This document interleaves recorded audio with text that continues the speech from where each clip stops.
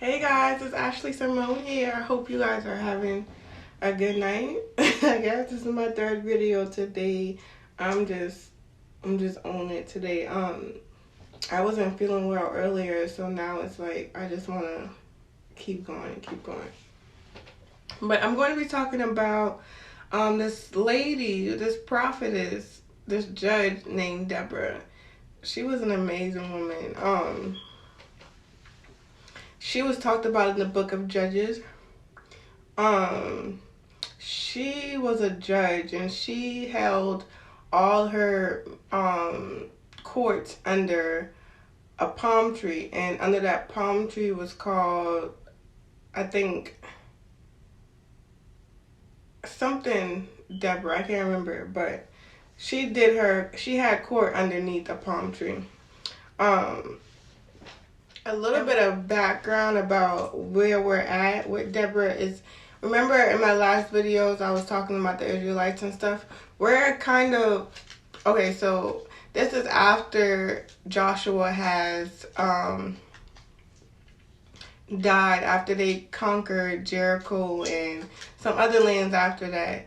The Israelites, they were in the promised land, but the Israelites were forgetting about God, and God would have these judges rule over them because there wasn't no rule or anything, but these judges would rule over the people and help keep them in order. But every time a judge died, it's like they just fell off. They started living how they want to live. It's like when a family member dies, like a elder or something dies, like when an elder or something dies, or like someone over a congregation or something dies, and the people just start just losing it, living their life how they want to live it, and forget about everything that they have been taught. When, you know, the Israelites been through a lot. I know they've been in the wilderness for 40 years. Like, why y'all even acting like that? Like, y'all don't know.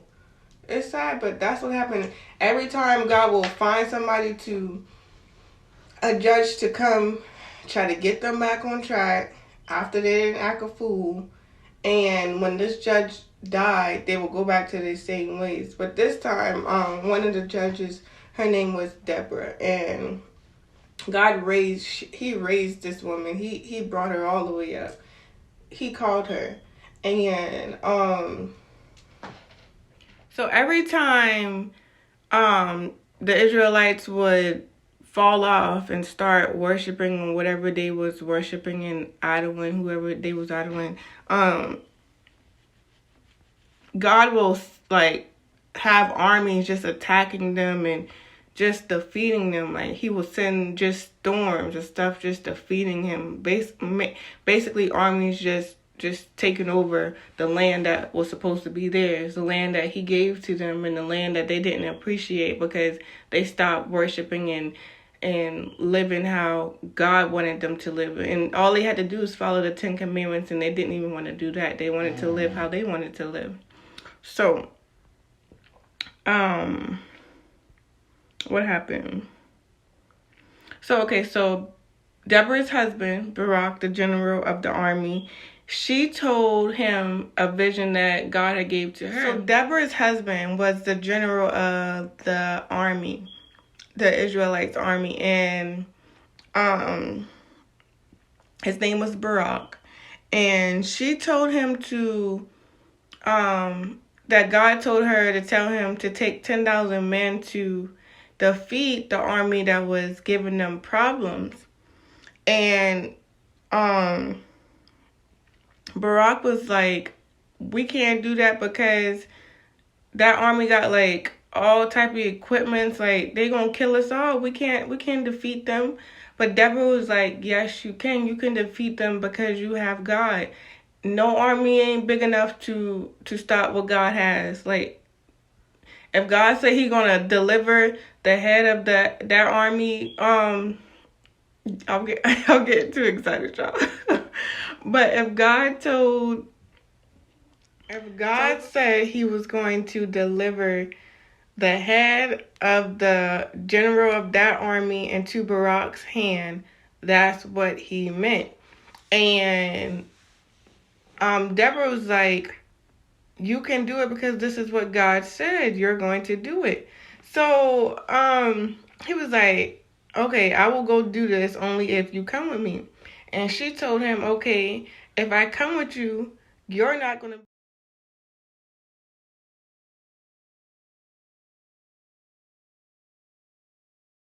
So the victory won't belong to a man, it will belong to a woman. And he was like, okay, cool, as long as you come with me. He didn't even care because her faith was just that strong in God. Like, he knew if anything, God would protect her because her faith in him was just that strong. And they ended up defeating the army just like she prophesied. And the general of that army got away. He ran. When he saw that everybody was getting killed, he ran. He was like, nah, I gotta go. Everybody dying, I gotta get out of here. So he ended up running to one of his friend's house.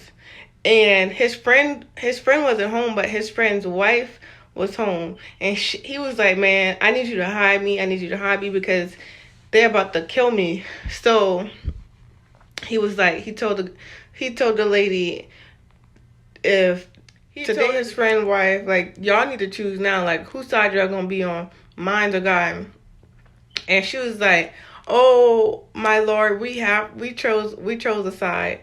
And he asked for something to drink, and she gave him some milk to drink.